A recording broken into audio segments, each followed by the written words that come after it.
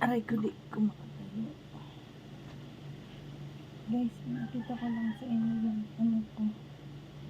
sitwasyon. At hindi ako makakakilos ngayon. Para akong na-paralyze. Ang hirap. Pag nakaupo, hindi ka pwedeng tumayo agad-agad. Dito guys, yung parang napilay siya.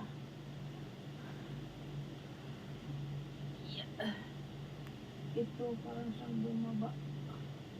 Kailangan siyang mahilot.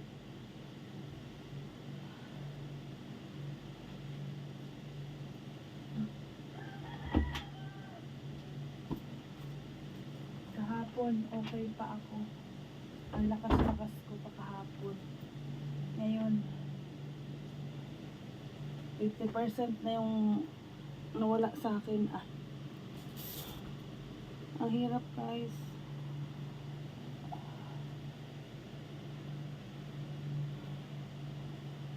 Nagulat ako dun kagabi. Nagbuhos lang naman ako. Naglaba ako. Then nagbuhos na sana ako. Binuhat ko yung timba. And then yun na.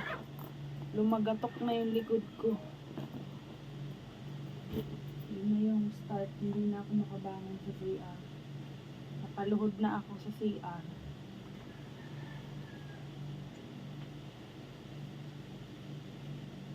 Kaya hindi na ako kilos ng mabigat talaga. Sobra-sobra naman kasi ako eh. Kaya guys, baka wala akong upload kasi ganito yung sitwasyon. Hihintay ko nga si Mother eh. Kasi samahan niya ako dito muna saglit. Yung anak ko, siya na muna mag-asikaso sa sarili niya. Siya muna yung mag-commute. Total, malaki naman na anak ko. Commute siya, tapos doon na siya bibili ng pagkain para marunong na siya. Kayang-kaya ni Bibi yun. Malaki na yung anak ko.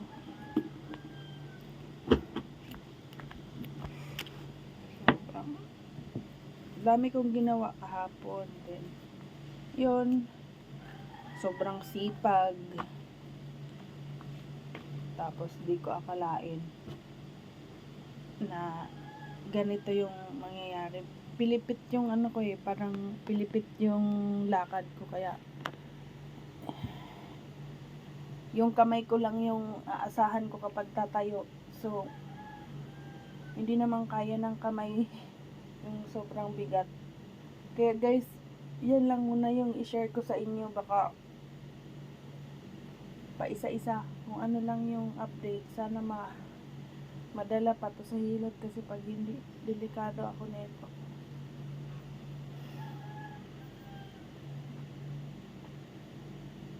Kawawa naman yung anak ko. Ayan, bigla kasi guys, bigla siyang sumasakit. Yung sakit niya na parang nangyari kahapon. Umaatake siya. Hindi ko alam kung ano ba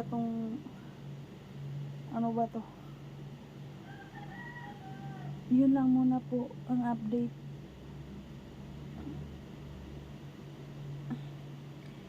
Kapag nakaupo ako ng ganito, hirap akong tatayo niyan. Ganon din sa paghiga. Pagka ano naman, sobrang nakatayo ako, no, halimbawa hindi ako maupo-upo, walang upuan. Pag upo ko, ang sakit din. Parang yung likod ko kasi straight siya, diba? Tapos mabibigla siya yung bigat ko.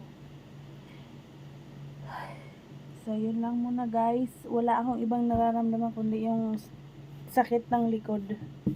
Wala namang iba sa katawan ko. Yun lang.